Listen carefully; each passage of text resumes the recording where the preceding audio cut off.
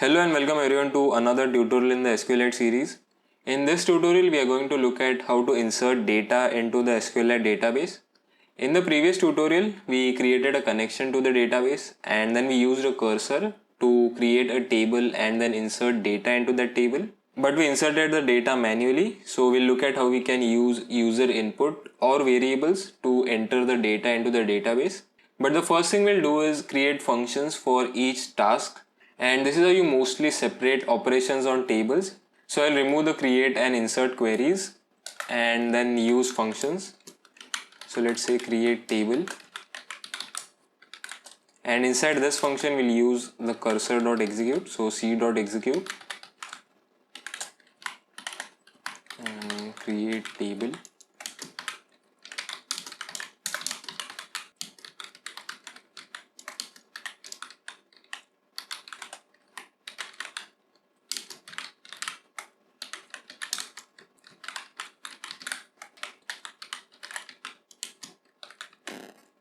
And to insert the data, we'll create another function.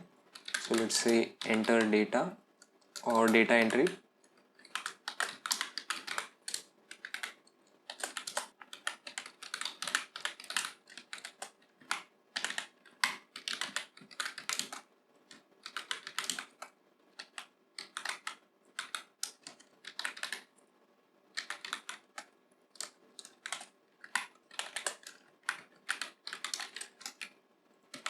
So for now, we'll keep the data same and then we'll use variables. And after you insert the data, you'll need to save that data. And to do that, we use the commit function. So we'll just remove this and paste it inside the function. And we'll keep the connection closed outside the data entry because we don't need to close the connection every time we enter the data. So one thing I forgot to mention in the previous tutorial was you don't need to use uppercase to write these queries. So if you use lowercase, it will be fine and it will just help you differentiate between the SQL queries and the other data. So these queries are not case sensitive. You can use uppercase or lowercase, it doesn't matter. So now we'll look at how we can use user input to insert data into the database. So first thing we'll need is some input, and for that let's say name, and we'll ask for the name.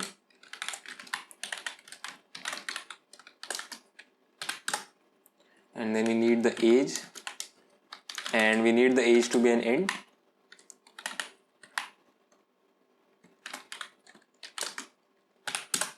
Then we need the height.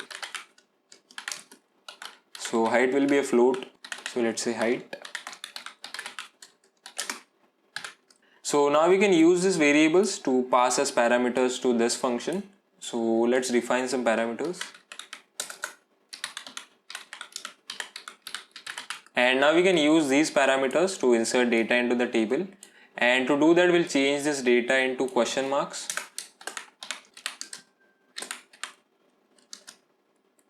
So we have 3 columns, and that is the reason we are using 3 question marks.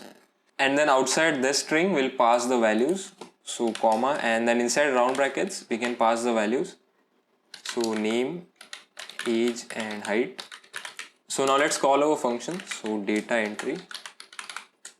And then pass these values, so name, age and height. So let's run this and see if it works.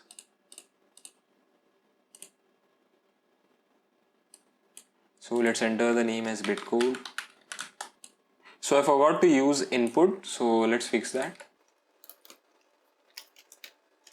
And we also need to use input for the float one as well. So let's run this again and hope it works.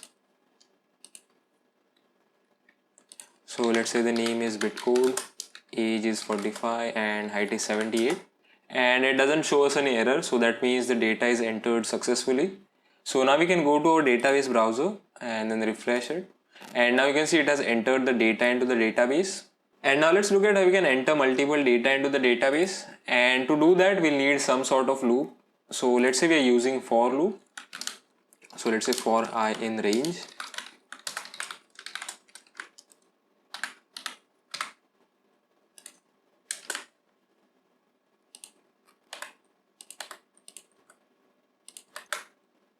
So let's run this again.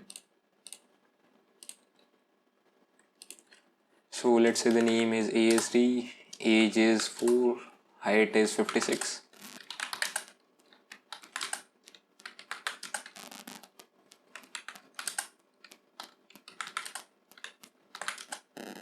And you can see it enters the data into the database, and we are able to enter 3 entries into the database. So now let's look at our database. So let's refresh this, and sure enough it entered 3 entries into the database or the table. So this is the basic structure that we will most probably use. We will create your connection and the cursor at the very top, and then create separate functions for creating the table and a separate function for entering the data. And after you insert your data into the database or the table, you will need to save that data, and then you will use commit to save that data. And then you can use simple variables and take input from the user and then pass those variables as a parameter to your function. And after you complete all your operations on the tables or the database, you can go ahead and close the cursor and also the connection. So one thing I forgot to mention, when inserting data, keep in mind the sequence of the columns in the table. So the data inside the name variable will be inserted into the name column. The data inside the age variable will be inserted into the age column. But if for some reason you change the sequence and the data types don't match, it will cause you an error. So keep that in mind when inserting data into the table. So that pretty much covers everything about inserting data using input from the user. And in the next tutorial, we'll look at how to get data from the database that we have inserted. So now we know how to create a table, insert data into the table. So the next tutorial should be about getting data back from the table. So that's what we are going to do. Anyways, if you have any questions, feel free to leave them in the comments below. And as always, thanks for watching, subscribe if you liked it, and see you guys until next time.